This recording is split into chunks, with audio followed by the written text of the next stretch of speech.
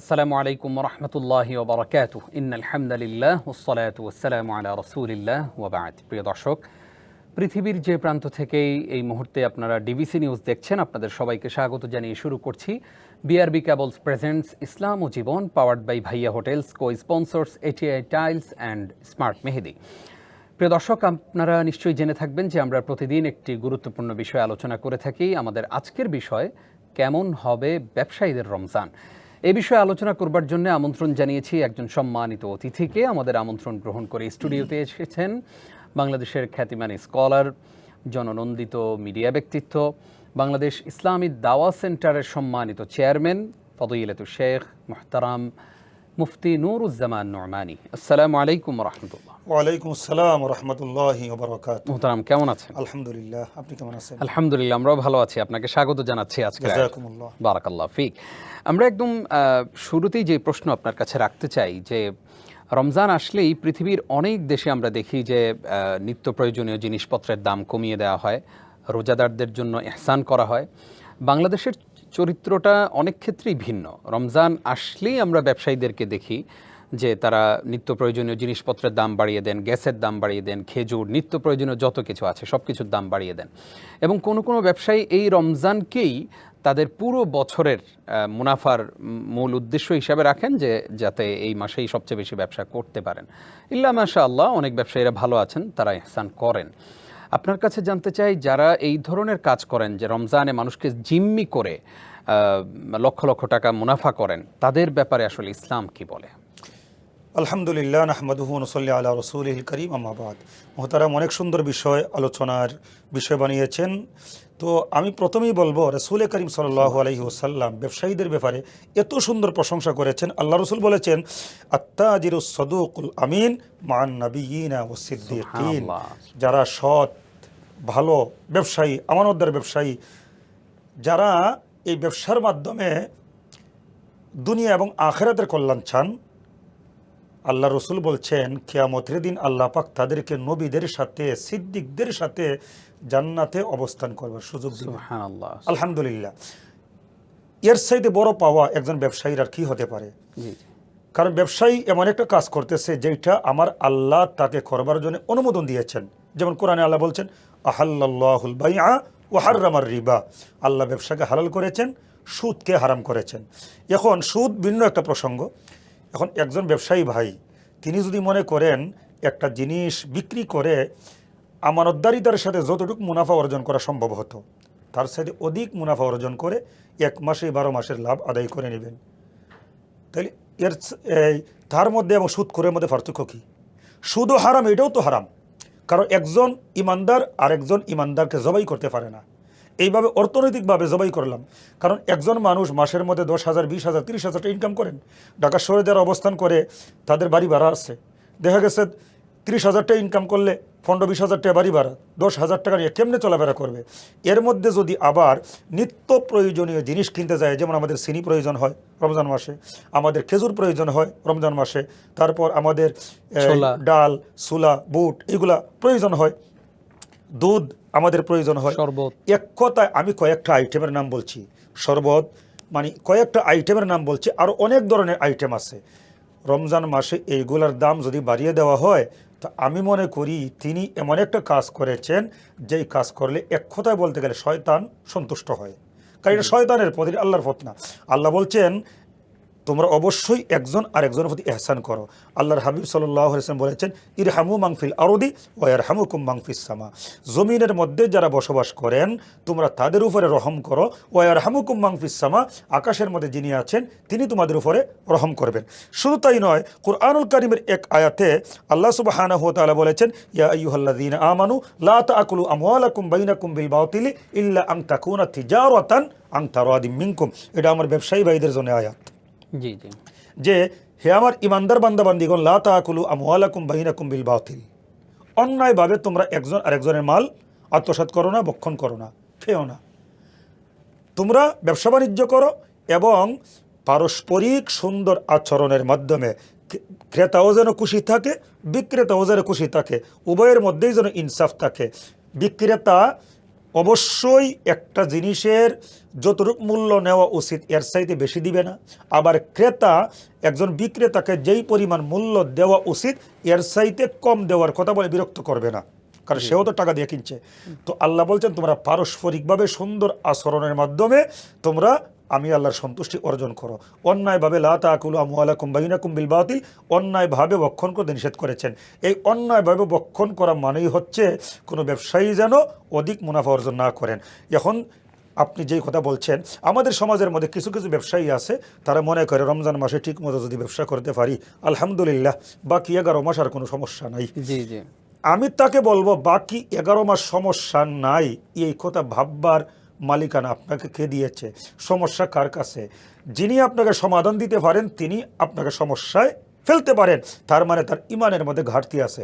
বিশ্বাস রাখতে হবে আল্লাহর উপরে, কারণ আল্লাহ আমাদেরকে বলছেন তোমরা ব্যবসা করো। শোনেন, এখন এই প্রসঙ্গের ভিতরে যদিও আরেকটা প্রসঙ্গ ঢুকে যায়, কিন্তু আমি এই প্রসঙ্গই রাখবো। আল্লাহ নিজে কিন্তু আমাদেরকে ব্যবসার কথা বলেছেন। কিভাবে? ইয়া আইয়ুহাল্লাযীনা আমানু হাল আদুল্লুকুম আলা তিজারা, তিজারা মানে ব্যবসা।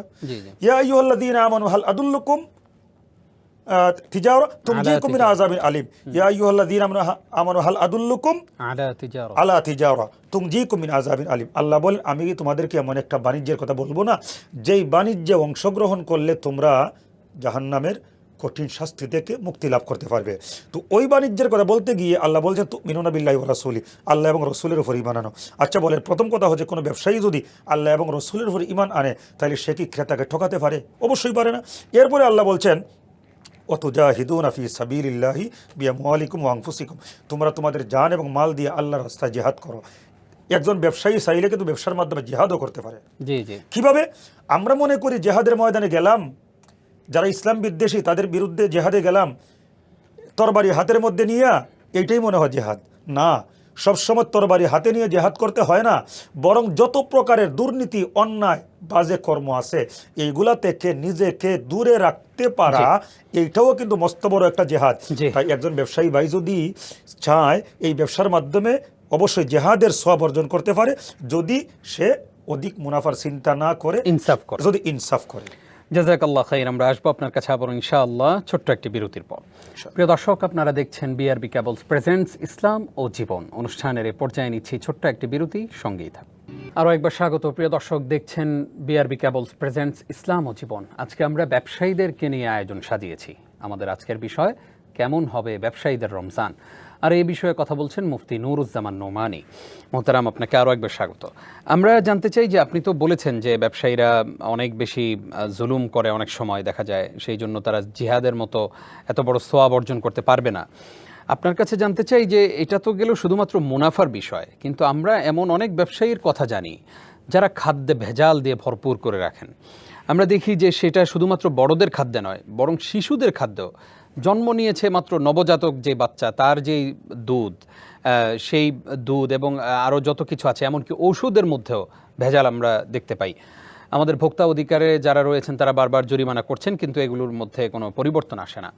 সেই ব্যবসায়ীদের ব্যাপারে কি বলবেন যারা এই খাদ্যের মধ্যে ভেজাল দিয়ে এর উপরে আবার মুনাফা করে, আবার রোজাদারদেরকে জিম্মি করে?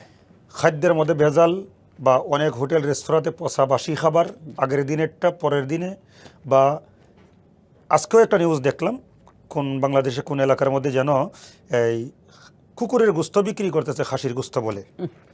নাউজুবিল্লাহ মিন যালিক। এটা কোনো মুসলমানের আচরণ হতে পারে না। সম্মানিত ভাইরা, রমজান মাস এসেছে আমাদেরকে মুত্তাকিন বানাইবার জন্য। আপনি খাদ্যে ভেজাল দিবেন, আপনি শিশুদেরকে হত্যা করতেছেন, এবং শুধু শিশু নয় প্রাপ্তবয়স্ক মানুষ হত্যা করতেছেন। আর এই প্রসঙ্গে আল্লাহ বলছেন ওয়ালা তাকতুলুন নাফসাল্লাতী হাররামাল্লাহু ইল্লা বিল হক, তোমরা অন্যায়ভাবে একে অন্যকে হত্যা করো না। এখন আপনি কি মনে করছেন শুধুমাত্র বন্দুক দিয়ে গুলি করছেন, হত্যা করছেন, এটাই হত্যা? আপনি কি মনে করছেন একটা চাকু বা ডেগার হাতের মধ্যে নিয়ে ফার মারছেন, একজন মানুষ মরে গেছে, এটাই হত্যা? না, এইগুলা তো হত্যা করার মতো যত রকমের উপকরণ রয়েছে সবগুলা হত্যার অন্তর্ভুক্ত। তো অনেক সুন্দর একটা প্রশ্ন করেছেন, যারা খাদ্যে ভেজাল মিশ্রিত করে মানুষকে খাওয়াইতেছে, এইটাও কিন্তু মানুষকে মৃত্যুর দিকে ঠেলে যাইতেছে।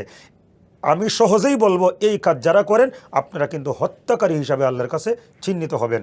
আর আল্লাহ কিন্তু আমাদের নিষেধ করেছেন লা তাকতুলু ওয়ালা তাকতুলু, অবশ্যই তোমরা হত্যা করো না, হাররামাল্লাহু ইল্লা বিল হক, অন্যায়ভাবে। তো এই জন্যে কুরআনুল কারীমের এক আয়াত আমার স্মরণ হয়ে গেছে এই মুহূর্তে, রিজালুল্লাহ তুলহিহিম তিজারাতু ওয়ালা বাইউন আন যিকরিল্লাহি ওয়া ইকামিস সালাতি ওয়া ইতাইজ যাকাত ইয়াখাফুনা ইয়াওমান তাতাকাল্লাবু ফিহিল কুলুবু ওয়াল আবসার। যারা ব্যবসায়ী ভাইরা, আপনারা ব্যবসার মাধ্যমে সিয়াম সাধনা করেন, কারণ আল্লাহ নিজে বলছেন যারা সলাত আদায় করে, যারা রোজা রাখে, যারা যাকাত দেয়, তারা আল্লাহ পাকের প্রিয় বান্দা। এবং এই সমস্ত প্রিয় বান্দারা ব্যবসা বাণিজ্যে গেলেও আল্লাহকে বলে না, ক্রয় বিক্রয়ের সময়ও আল্লাহকে বলে না। তো আপনি ব্যবসায়ী, আপনার ব্যবসা বাণিজ্যের মধ্যে আল্লাহকে স্মরণ করুন, আপনার চক্ষু, আপনার অন্তর সব কিছু আল্লাহর কাছে আত্মসমর্পণ করে দিন। আপনি খাদ্যে ভেজালও দিবেন না এবং অধিক মুনাফা নিয়ে একজন রোজাদার ভাইকে কষ্টও দিবেন না। এখন ঘুরে ফিরে আমাকে সেই কথাই বলতে হয়, রমজান মাস তো এসেছে আমাদেরকে সিয়াম সাধনাকারী বানাইবার জন্যে। তাই শুধুমাত্র সারাদিন না খেয়ে থাকলাম এইটাই রোজা না, এইটা তো রোজা আছেই, পাশাপাশি ব্যবসায়ী ভাইরা আপনারা যারা খাদ্যে ভেজাল দিবেন না এবং আপনারা যারা ইনসাফের ভিত্তিতে লাভ করে আরেক ভাইকে মাল হস্তান্তর করবেন, এইটাও কিন্তু আপনার সিয়াম সাধনার অন্তর্ভুক্ত। আশা করি আমাদের ব্যবসায়ী ভাইরা সতর্ক হবেন ইনশাআল্লাহ। ব্যবসা করলেন, কম মুনাফা করলেন, ইনসাফও করলেন, ভেজালও দিলেন না, কিন্তু এক ওয়াক্তের নামাজ আরেক ওয়াক্তে পড়লেন।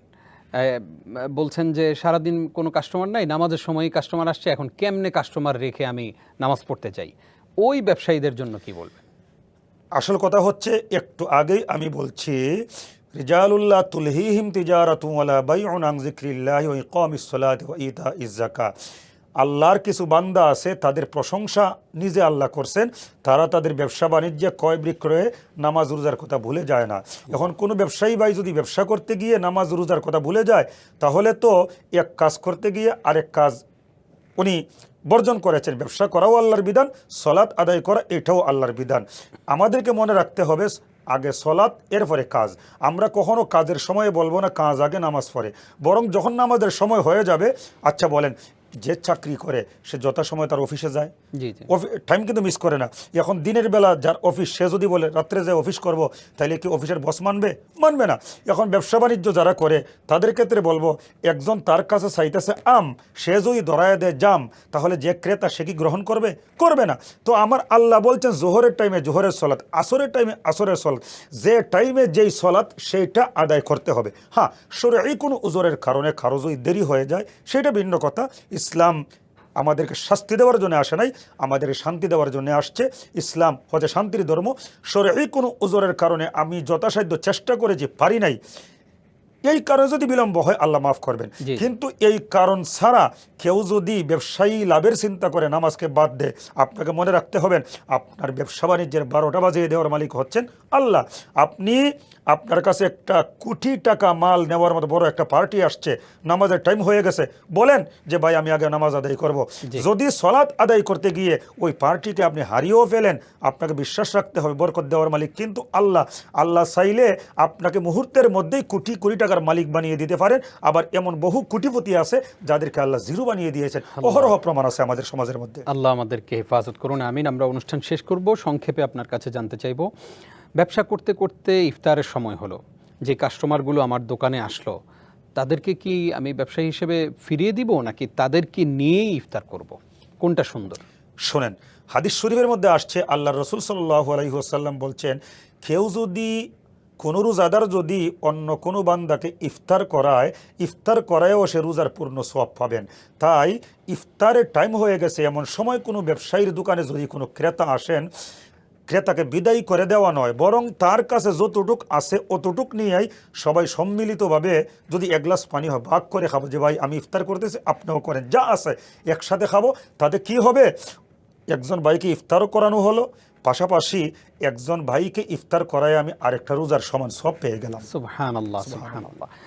জাযাকাল্লাহ খাইর। আমরা অনেকগুলো গুরুত্বপূর্ণ প্রশ্নের জবাব আপনার মাধ্যমে আজকে আমাদের দর্শকদেরকে দিতে পেরেছি। আপনি কষ্ট করে সময় দিয়েছেন, সেজন্য আপনার প্রতি অনেক অনেক কৃতজ্ঞতা। জাযাকুমুল্লাহ, জাযাকাল্লাহ ফিক। প্রিয় দর্শক, এতক্ষণ যারা আমাদের সঙ্গে ছিলেন আপনাদেরকেও ধন্যবাদ জানিয়ে শেষ করছি আজকের আয়োজন। ব্যবসায়ীদের জন্য খুবই গুরুত্বপূর্ণ কিছু মেসেজ দিলেন আমাদের আজকের সম্মানিত অতিথি। আসুন আমরা সেগুলো পালন করার জন্য সচেষ্ট হই। আল্লাহ তাআলা আমাদেরকে তৌফিক দান করুক, আমিন। আজ এই পর্যন্তই। আপনারা দেখছিলেন বিআরবি কেবলস প্রেজেন্টস ইসলাম ও জীবন, powered by Bhaiya hotels, co sponsors ATI tiles and smart Mehedi. আগামীকালকে আবারও দেখা হবে ইনশাআল্লাহ। আসসালামু আলাইকুম ওয়া রাহমাতুল্লাহি ওয়া বারাকাতুহু।